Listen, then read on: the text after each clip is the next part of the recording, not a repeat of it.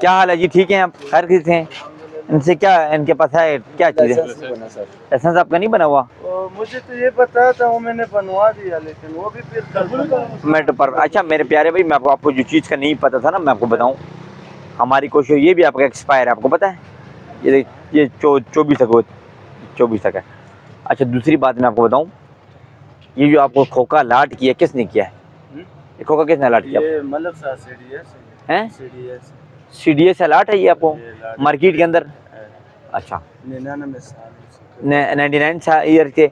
और इसका वो क्या नाम है, ये पकड़े जरा आप जो सिगरेट बेचते हैं उसका सर्टिफिकेट आपके पास है?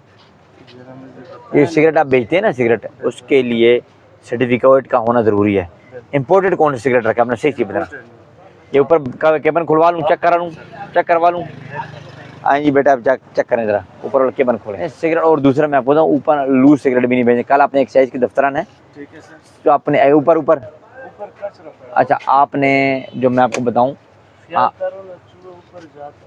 अच्छा बात यह है कि आपने जो है क्या कहते हैं सर्टिफिकेट बनाना है, कराना है, CD की अलॉटमेंट लेकर आना, उसका शॉप या खोखा नंबर होगा, उसके अकॉर्डिंग अपने शनाख्ती कॉपी लेकर आनी और हमने आपको सर्टिफिकेट बना देना, ठीक? 2-3 हज़ार रुपये की।